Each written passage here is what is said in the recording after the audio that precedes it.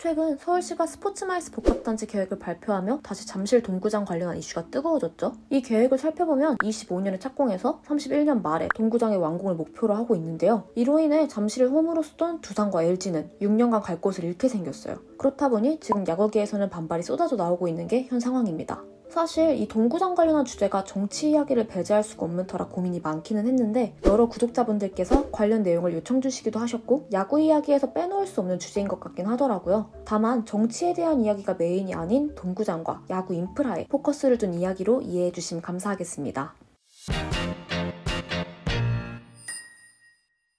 우리나라의 경우 사실 동구장이 굉장히 필요한 환경이에요. 일단 여름 장마철에 비로 인해 경기가 취소되는 경우가 너무 많이 발생합니다. 취소되는 경기가 많아지면서 리그 후반부에 가서는 144경기를 다 소화하려고 다소 무리한 일정으로 경기가 진행되기도 하죠.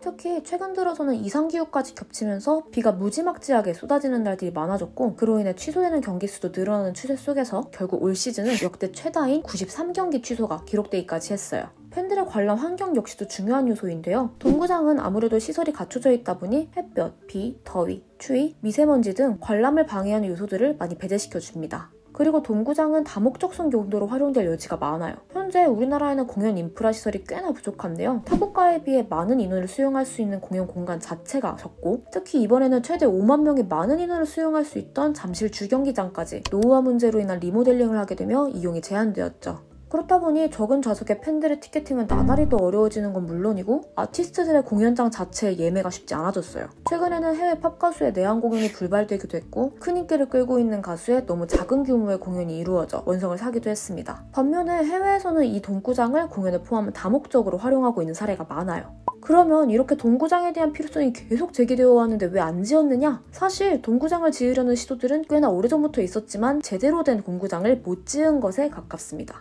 우선 LG에서는 끊임없이 동구장 건설에 대한 의지를 내비쳐왔어요. 프로야구 초창기 시절인 1995년부터 LG그룹이 동구장 건립을 추진한다는 이야기가 나왔고 96년에는 아예 LG그룹 전력단 산하에 LG 돔팀까지 구성되며 동구장을 짓기 위한 준비를 마친 상태였습니다. 하지만 당시 여러 이권 다툼이 발생하였고 거기에 엎친 데 덮친 격으로 IMF까지 터지면서 동구장을 짓기는 어려운 상황이 되어버렸죠. 그래서 결국 1998년 LG그룹은 동구장 신축을 전면 철회하게 됩니다.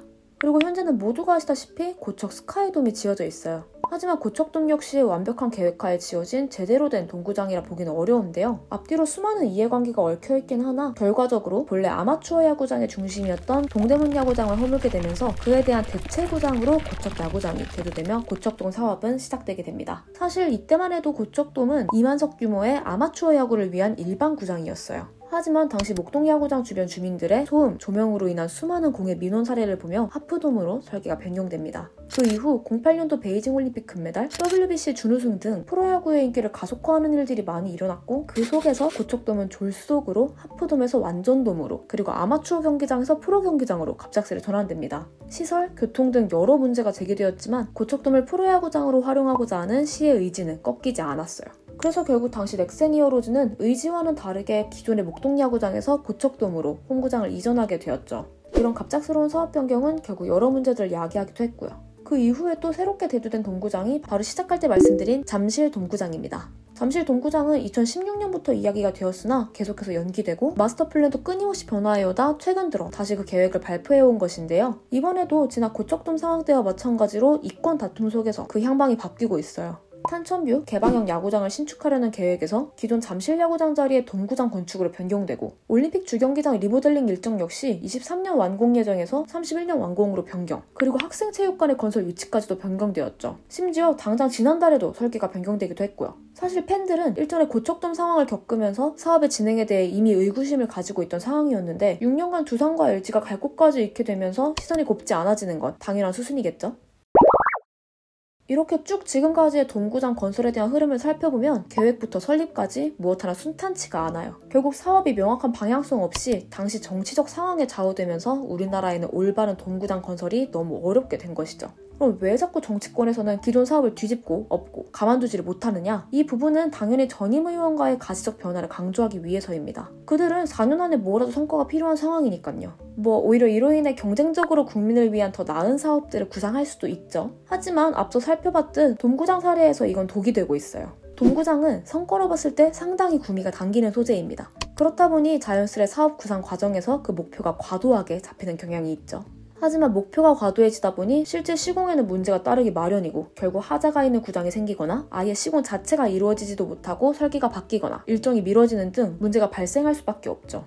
그리고 이번 잠실 동구장의 경우에는 특히 기존의 두 팀이 홈구장을 떠나야 하는 상황이 발생했는데 사전에 이야기됐던 협의사항들이 뒤집히는 일들까지 발생하고 있어요. 그리고 일전에 고척돔이 이런 흐름으로 흘러갔었는데 지금 잠실돔의 흐름이 비슷하게 흘러가는 것처럼 보여요. 그래서 이번에도 혹시 비슷한 문제점들이 대두되지 않을지 걱정하는 팬들이 많은 거고요. 그렇다면 이렇게 짓기 어려운 돔구장, 대체 해외에서는 어떻게 짓는지 해외 사례도 살짝 살펴보았는데요. 류현진 선수가 현재 소속되어 있는 팀으로 국내에서 유명한 토론토 블루제이스의 홈구장인 로저스 센터의 경우에는 우리나라와 그 설립 과정이 다소 다릅니다. 1982년 당시 기존 구장의 열악한 환경으로 인해 동구장에 대한 욕은 아주 뜨거웠고 83년부터 설립 당시의 주지사가 3명의 위원회를 구성하여 실현 가능성 검토를 우선 거친 후 정부를 포함한 다양한 기업들의 자금을 통해 약 2년 반의 공사기간을 거쳐 89년 구장을 완성하였습니다. 결과적으로는 이 구장을 MLB, NFL을 위한 구장, 컨벤션 센터, 공연장 등 다양하게 활용하고 있죠. 물론 추후에 문제가 전혀 발생하지 않은 것은 아니나 가장 중요한 점은 시민들의 요구를 중심으로 계획부터 완성까지 꽤나 빠른 시간에 진행되었다는 점이에요. 중심이 흔들리지 않았기에 철저한 계획이 이루어지며 중간에 설계가 바뀌는 일 없이 부드럽게 진행될 수 있던 거죠. 우리나라는 자금 조달 등 여러 형태가 달라 이와 동일하게 진행할 수는 없지만 명확하게 의식을 바탕으로 한 철저한 계획은 본받을만 하지 않을까요? 우리나라에는 아직 스포츠 인프라가 많이 필요한 것은 명백합니다. 빈약한 인프라는 팬들을 떠나보내고 이는 수익성 악화로 이어지며 결국 한국 스포츠의 위기를 초래하게 될 것입니다. 하지만 이 인프라는 개인의 힘 혹은 한 단체의 힘만으로는 이루어낼 수 없죠. 국가적 차원에서 최선의 방안을 강구하고 최대의 이익으로 국민에게 돌아올 수 있도록 하는 노력이 필요합니다. 그리고 이 인프라는 단순히 야구팬이 아닌 그보다 더 큰, 더 미래의 집단을 위해서도 필요해요. 도시적인 관점에서 이 인프라가 하나의 랜드마크가 되어 사람들을 끌어들이는 중심이 될 수도 있고 후대의 사람들에게 물려줄 수 있는 근간이 되는 인프라로 작용할 수도 있죠. 이를 위해서는 다 함께 더 나은 방향으로 나아가는 것을 목표로 하는 의식이 동반돼야 하지 않을까요? 순간의 지지표를 위한 깊은 사유 없는 휘발성 정책, 사업이 아닌 시민들이, 더 나아가 대한민국의 국민들이 미래에 더 나은 삶을 누릴 수 있는 방향으로 모든 사업이 고려되었으면 좋겠습니다. 이를 위해서는 우리들이 항상 정책에, 사업에 관심을 가지고 올바른 방향으로 나아갈 수 있게 하는 건 역시 물론 중요할 거고요. 오늘 준비한 영상은 여기까지입니다. 더 나은 인프라 속에서 모든 국민들이 함께 누리고 선수들과 꿈나무들이 멋지게 성장할 수 있는 환경이 만들어지길 바라며 더 나은 영상으로 찾아뵙겠습니다.